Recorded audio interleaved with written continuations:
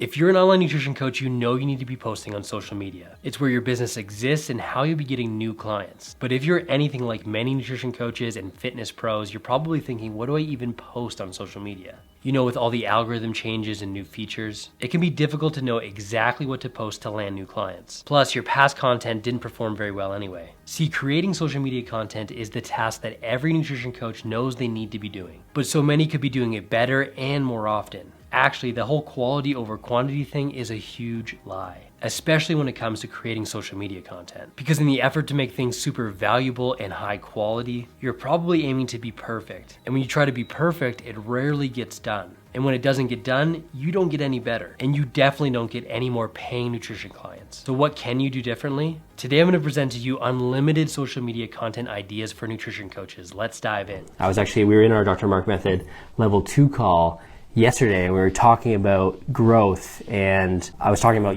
posting every day on social media, and some of the members of the group were thinking, posting once per day on social media, I have a hard time coming up with ideas. And if you truly want to grow, this might not be completely necessary, but some of the best growth I've seen with my private clients are when they're posting 3 or 4 times a day, really putting themselves out there and pushing things. That's when we see the growth. And if you're hearing those numbers and thinking, how am I ever going to do that? I have no idea where to get those ideas. We're going to talk about that today. I'm going to give you a bunch of ideas, because the way I like to look at social media is a little bit differently. I like to think about, okay, what are some of the things that I can post that'll help me grow, retain the clients I already do have, keep them coming back, as well as sell my nutrition coaching. I like to think about it that way. But I also like to think about it from the perspective of the client. Where are they at in their journey? Are they aware of their problems that they have? Do they know that there's solutions? Do they know that I'm a coach that has that solution, as well as I'm working with people just like them? Do they know there's an opportunity to work with me? We need to do all of those things. But we also got to think about it from, can I create social media content that falls in line with what people will do with that content? Marketing, that fancy term, that's, really essentially how we communicate what we do and what problems we solve and how we put ourselves out there. It really should, at its core essence, motivate people to take action. That should be what it would be doing. And when we create a social media content piece of post, we want to think about, what are people most likely to do with this post? Are they likely to like it and leave it at that? Or are they likely to, maybe it's something that we want them to engage and comment on it, or maybe it vocalizes how they're feeling and they'd like to share it, or it's super valuable and it's something that they want to save for later to review at a different time. These are all the things that we need to think about it. So when we think about creating social media content, I like to put it in those kind of groups, and we're creating this, maybe you're hearing me talk about this and starting to think about different ideas and how things will look and what we're getting people to do. We're creating this matrix for how we create this content and how we put it out there. And that's when it starts to really, a single idea starts to compound, and we can turn it into 3, 4, 5 ideas and put it in different ways and assess how well it does and continue to double down on it. So that's how I like to think about these things, especially when you're thinking, what do I post to get paying clients? What do I post to attract, how to grow my business, to get more followers, that kind of thing? I like to think about it that way. So from the growth, retention, and sales component, we want to make sure that we're covering our boxes. We want to create content that will get us in front of new people. I'm doing a live right here. You typically don't see a live unless you follow me, right? So it's gonna be tough for me to get in front of new people if I'm only doing lives.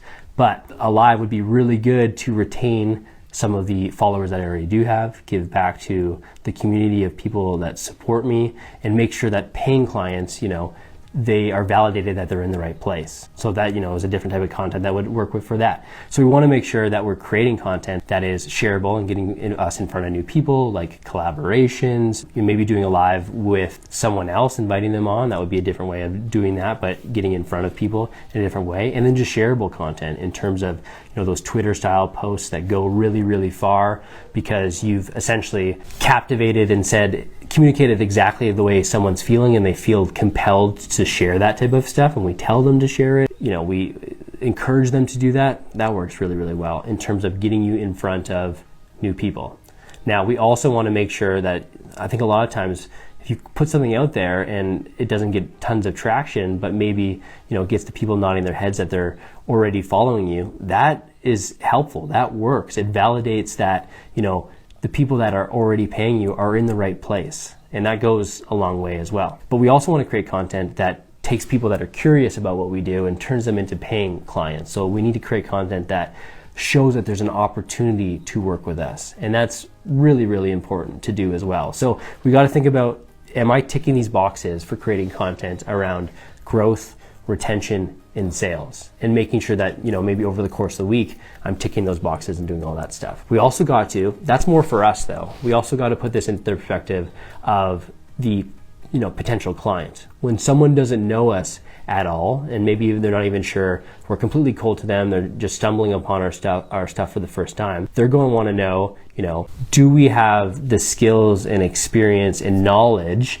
and understanding to solve a problem that they have, or maybe even they don't even have, right? Are your pants starting to fit really tight? You're feeling like a bit uncomfortable?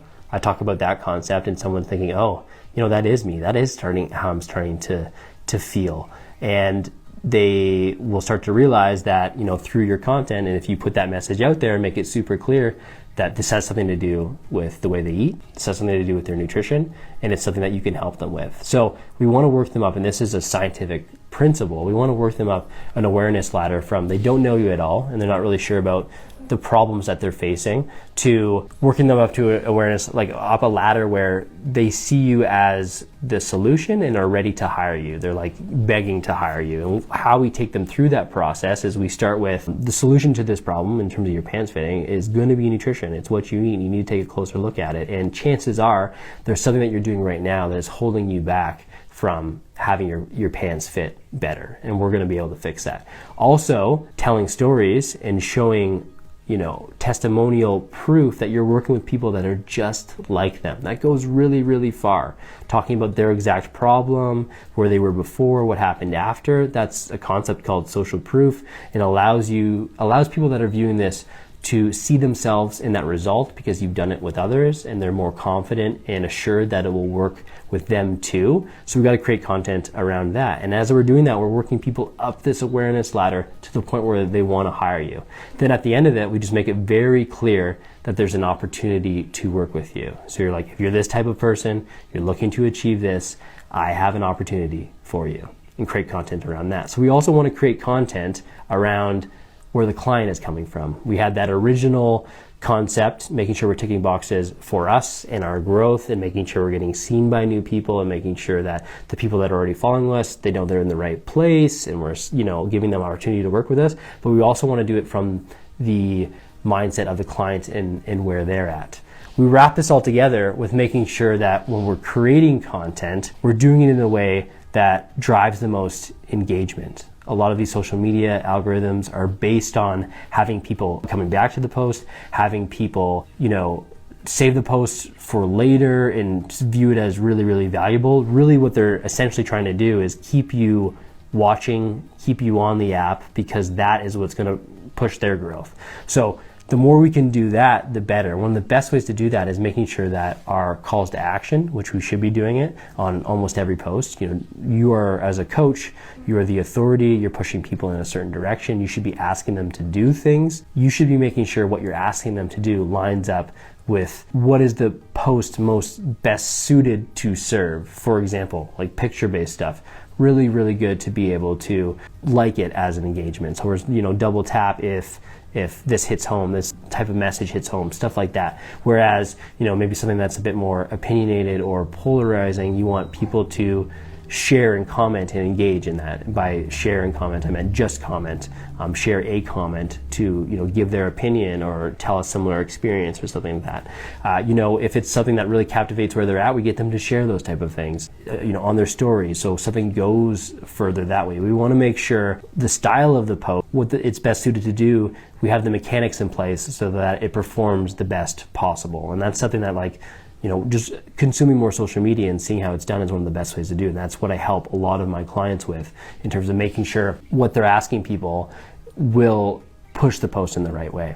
We also, want to make sure that if it's super valuable and something that they'd like to review at a later time, there's functions for that in terms of being able to save it for later and review it and that type of thing. So we start to think about all these things that'll make a post do well, and we start to create this matrix around, am I ticking all these boxes? Am I doing all these things? And if you're taking people up and down this awareness ladder, you are creating content for your community and new people to find you, and you're making sure that all the calls to action line up with what you need to be doing, your social media will grow, you'll get new paying nutrition clients, you will become a leader in this space if you're using social media effectively. So I wanted to give you guys a bunch of different ideas of what actually to post, because sometimes for me personally, I always like to have the framework in place around what do I need to be doing. There's no hard and fast rules around this stuff, but I hope that you found